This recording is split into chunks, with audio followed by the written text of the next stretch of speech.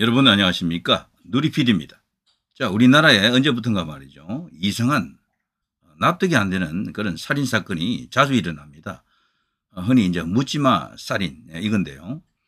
그 이제 사건 중에 가장 이제 경악스러운 사건 중에 하나로 이제 이렇게 인식되고 있는 전라남도 순천 여학생 살인 사건. 그 주범이 바로 박대성 아닙니까? 범인이.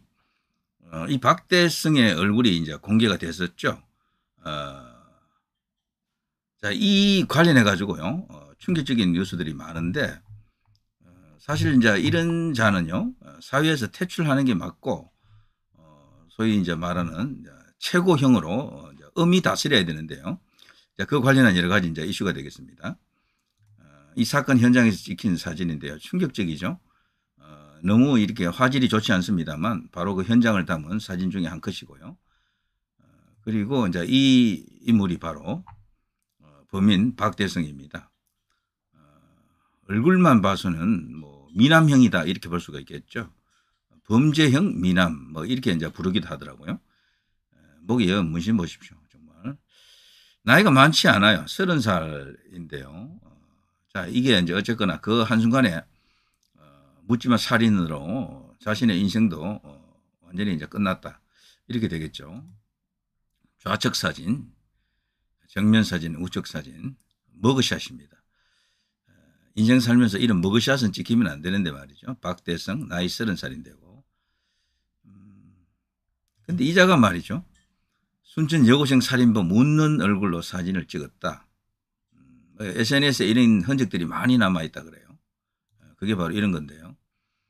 이런 식으로 많은 자신의 얼굴을 찍어 놓고 약간 나르시스트 같은 그런 어떤 기질도 있는 것 같습니다. 자기 얼굴을 유난히 SNS에 많이 올리는 사람들이 있잖아요.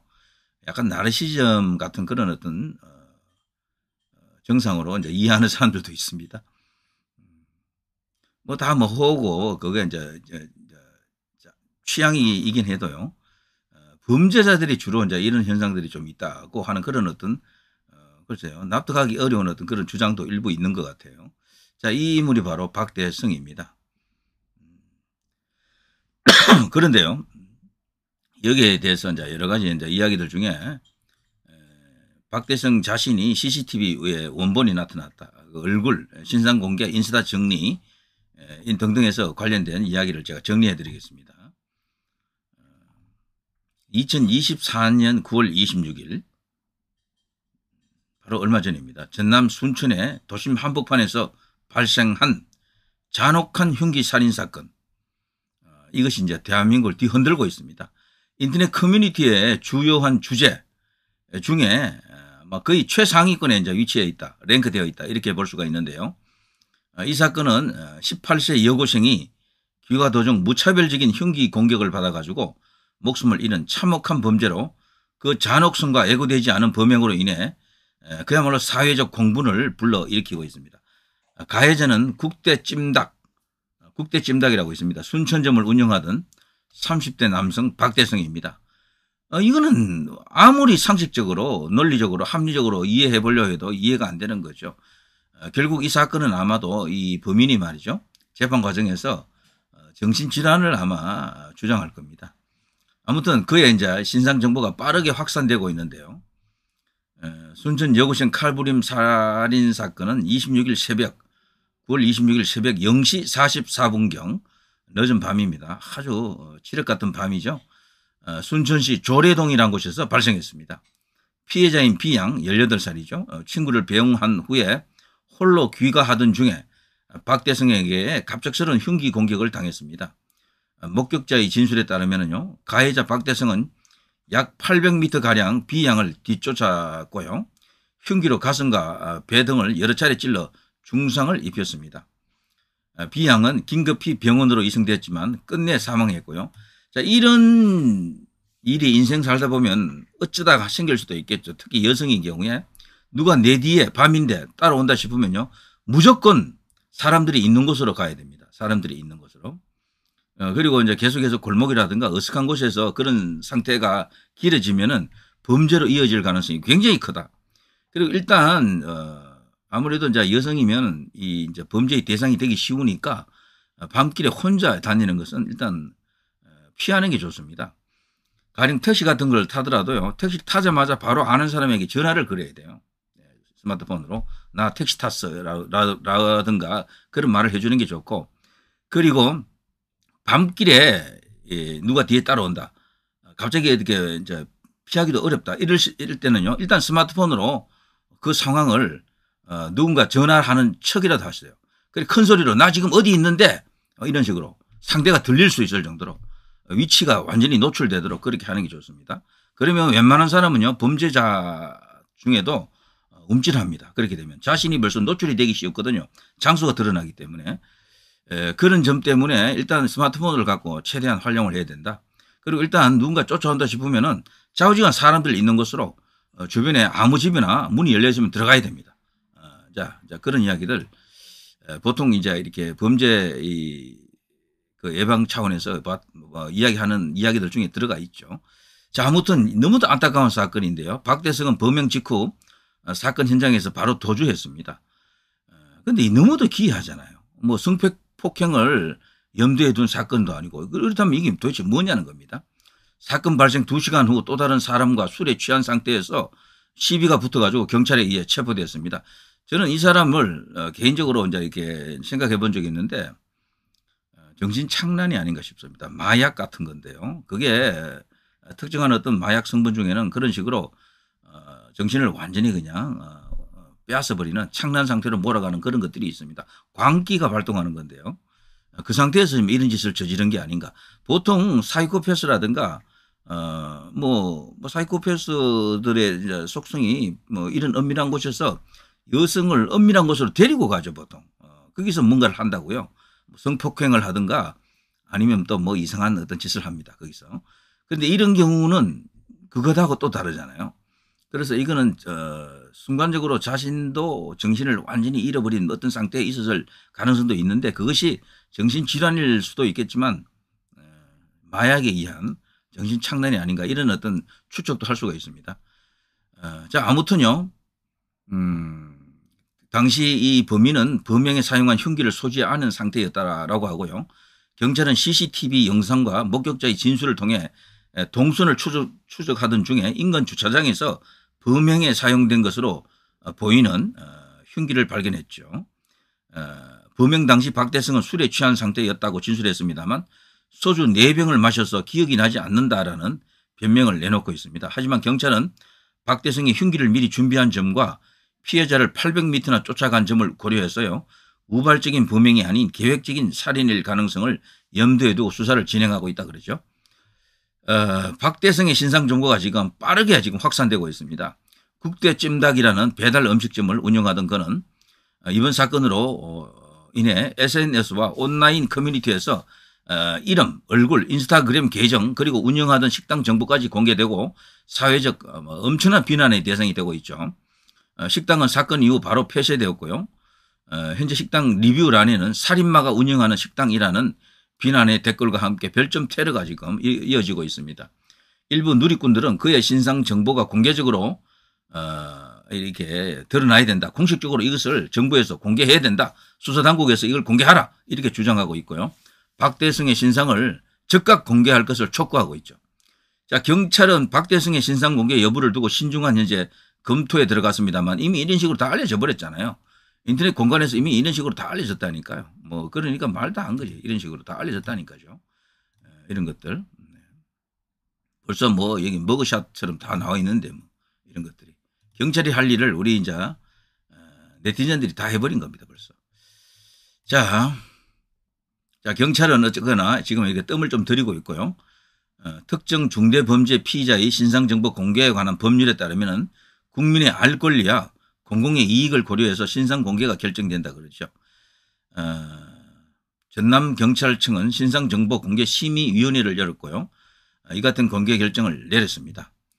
심의위는 심의 결과 범행의 잔인성 및 피해의 중대성이 인정되고 범행의 증거 충분하다고 보고 국민의 알 권리와 유사 범행에 대한 예방 효과 등 공공의 이익이 있다고 판단되기 때문에 피의자 신상 정보를 공개한다. 이런 식으로 의결했습니다. 이것이 바로 지난 9월 30일이고요. 그래서 여러 가지 어떤 사진들 그리고 인적 사항들 이런 것들이 공개적으로 다 드러나기 시작했죠. 자, 이런 것도 그래서 머그샷이 등장했고요. 이 머그샷이 등장하기 전에도 벌써 네티즌들이 이 비슷한 걸 찍어서 돌렸던 것 같아요. 자, 네티즌 수사대가 정말 대단합니다. 왜 대한민국은 이미 거대한 인터넷 바다 속에 들어와 있는 제국 중에 하나인데요. 그래서 인터넷 공간에는 자신의 비밀이 어딘가에 숨어 있습니다. 한번 들어가면 그건 박제가 되고요. 결국 거기서 다 증거가 잡히는 거죠.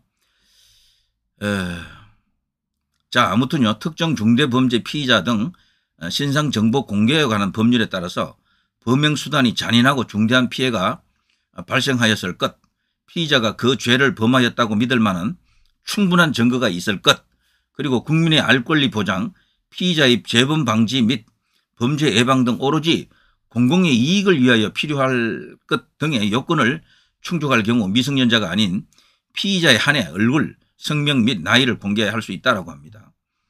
자, 한편 이번 사건은요, 단순한 묻지마 범죄로 볼 수 있을지에 대한 논란이 또 일고 있다 그러네요.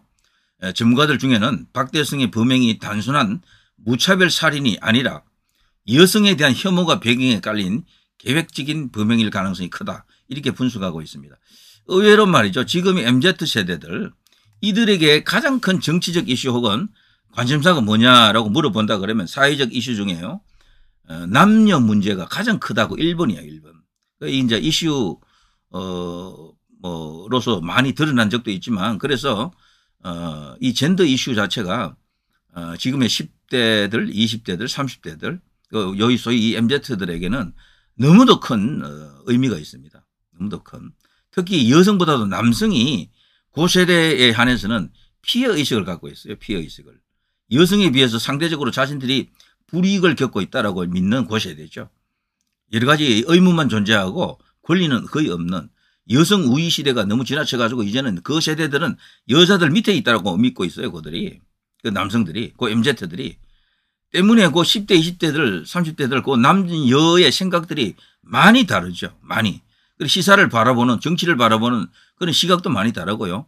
상대를 이제 이해하는 그런 것도 상당히 다릅니다. 이제 이런 것이 이번에 이제 이런 식으로 나타난 게 아닌가, 그런 분노가 나타난 게 아닌가, 이렇게 분석하는 사람들도 있다는 거죠. 한국 여성의 전화 송란희 대표, 이 사람은요, 여성 혐오 범죄의 대표적인 사례로 언급하고 있네요. 최근 여성에 대한 무차별적 폭력 범죄가 급증하고 있는데 그 범인들의 대부분은 20대, 30대들이라는 거죠. 그래서 이 MZ 세대들 사이에 있는 이 젠더 이슈, 남성, 여성 간의 이 갈등, 이걸 우리 사회가, 우리 정치권이 풀지 못하면 큰일 난다라고 합니다. 자, 현재까지 박대성의 범행 동기는 명확하게 밝혀지지 않았습니다만 지금 여기 거론된 전문가들이 거론한 이런 젠더 이슈에 의한 여성 혐오증, 여성에 대한 분노를 내장한 끝에 이런 일을 저질렀다라고도 볼 수 있지만, 너무도 기이한 어떤 충격적 행동을 보게 되면 순간적으로 정신을 자기 스스로 컨트롤하지 못하는 어떤 정신 착란 상태에 있었을지도 모른다라고 또 볼 수도 있어요. 어떻게 보면은. 아무튼 범행 당시 여자친구와 심하게 다툰 후 술을 마셨다는 정황이 포착되었고 분풀이 대상으로 피해자를 지목했을 가능성이 제기되고 있습니다. 경찰은 그의 정신 감정과 약물 투약 여부 등을 현재 조사 중에 있고요. 여기에 이제 국과수에 의해서 이제 곧 나오겠죠. 필요시 정신과적 감정도 의뢰한다라고 합니다. 자, 순천시에서는요, 이번 사건으로 그야말로 큰 충격에 휩싸여 있다라고 합니다. 피해자 B양을 추모하기 위해 사건 현장에 즉각 분향소가 설치되었고요. 시민들은 국화꽃을 놓거나 추모글을 남기며 슬픔을 나누고 있습니다. 순천시 관계자는 더 안전한 도시를 만들기 위해 최선을 다하겠다라고 합니다만 사후 약방문 같은 그런 느낌도 있죠. 자, 아무튼 이번 사건을 계기로 지역에 치안 강화 대책을 마련한다라고 하는데요. 자, 과연 어떨런지요. 자, 그런데 말이죠. 이제 이 사건을 보면서 국민들의 이제 이런저런 여러 가지 어떤 생각들이 있겠습니다만 정치인들 중에 여기에 대해서 언급한 사람이 잘 없더라고요. 그런데 놀랍게도 여기 이현주 의원, 삼선 의원이죠. 국민의힘에 왔다가 다시 또 절로 갔는데요. 뭐 정치적으로는 뭐 반대쪽에 서 있다 뭐 볼 수 있고 뭐 비호감이 이제 이렇게 우선하는 인물일 수도 있습니다. 보수가 볼 때는 에이 밥맛이야, 꼴도 보기 싫어, 이렇게 볼 수가 있지만 이번에 이 이현주가 의미 있는 주장을 했습니다. 바로 사형을 들고 나왔는데요. 이현주 순천 여고생 아버지 약사를 갖다가 참변을 당한 그 18세 여학생에게 정말 이건 인간으로서 도저히 이제 저지를 수 없는 일을 저질렀다라고 보고 박대성을 사형에 처해라고 지금 주장합니다. 지금까지 우리나라는 사형 제도는 있지만 사문화되었다라고 하죠. 언제부턴가 지금 사형이 더 이상 집행이 안 되고 있고요. 사형수들이 뭐 무기수나 다름없는 거죠. 거기서 왕노릇을 한다 그러죠. 왕노릇을. 사형수는 아무도 건들지 못한다 그러잖아요. 거기서 이제 감옥소 안에서 끝발이 있는 거죠. 어깨 힘주고 있는 거죠. 그들이. 그 사형수들 중에는 그야말로 흉악범들도 여럿 있어요. 반드시 사형을 집행해야 될 그런 인간들이 여럿 있는데 자, 이걸로 인해서 사형에 대한 국민 여론이 또다시 불이 이제 붙을 것으로 봅니다. 국민들의 대다수는 사형을 원해요. 압도적으로 높습니다. 소위 좌파들 중에서도요, 사형을 집행해야 된다라고 하는 사람들이 더 많아요. 특히 10대, 20대, 30대들 젊은 층일수록 사형을 더 원합니다. 그래서 이거 여론을 돌려보면 우리나라가 여론공화국 아닙니까? 여론을 잡아보면은 제 생각에는 한 70, 80%가 사형을 찬성할 겁니다. 사형수는 반드시 사형을 집행해야 된다. 어느 기간 내에 반드시 사형을 집행해라. 자, 이것이 이제 일반적인 여론인데요. 소위 이제 이런 사형론에 대해서는 보수가 조금 더 강경하고 소위 이제 저 좌파라고 하는 진보라고 하는 저쪽이 사형을 반대하잖아요. 그런데도 놀랍게도 이번에 이현주가 이걸 들고 나와서 사형을 주장합니다.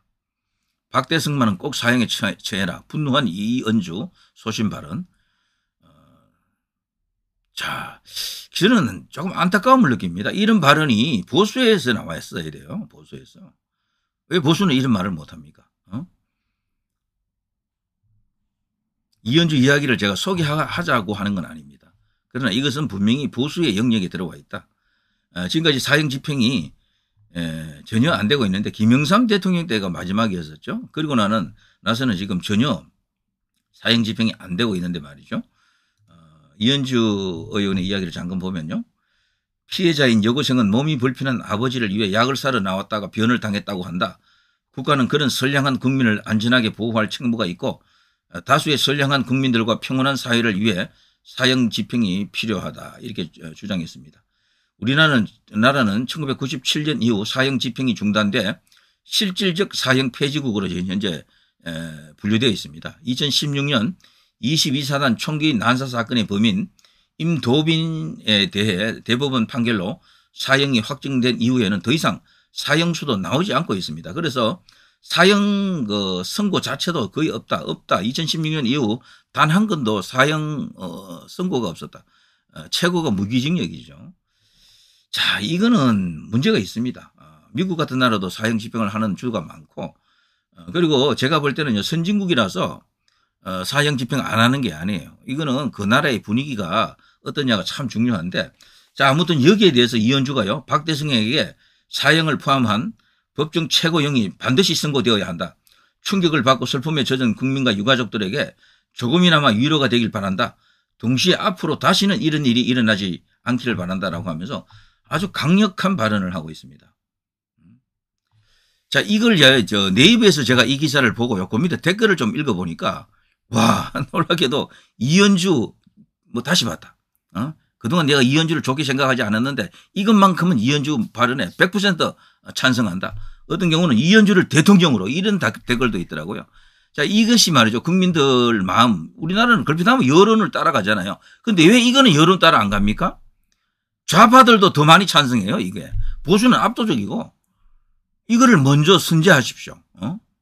이거를 보수 주자들 중에 저는 이재명이가 갑자기 이거 사형하자고 나올 수도 있다라고 봅니다. 그 사람은 좌파 진보 그런 논리로 움직이는 사람이 아니에요. 그 이재명이는. 이현주도 역시 이게 예상밖에 아닙니까? 이건 보수적 중에서도 보수 중에서도 이 사실 저들이 극우라고 하는 사람들이 할 수 있는 이야기거든. 어떻게 보면은 대부분 그래요. 저들이 이 사형 주장하면 극우라 그래요. 그런데 이현주가 극우는 아니잖아요. 저거나. 그런데 이것을 만일에 이재명이가 사형해라라고 사형제에 대해서 아주 열린 생각을 이렇게 발표해 버리면 어떻게 됩니까? 보수가 한 방 맞는 겁니다. 그래서 이게 여기에 대해서도요. 소위 이제 보수 진영 안에서도 뭔가 정말 소신이 있는 발언, 국민의 뜻을 그대로 이렇게 수용한 정의로운 어떤 발언들이 나와야 됩니다. 자, 아무튼 이 사건을 보면서요. 야, 우리나라가 정말 복잡한 세상 속에 들어와 있구나. 그리고 이런 흉악범을 어떻게 처리해야 되는지를 다시금 묻는 그 사건이 아닌가 이런 생각이 드네요. 자, 누리 PD 김준희였습니다.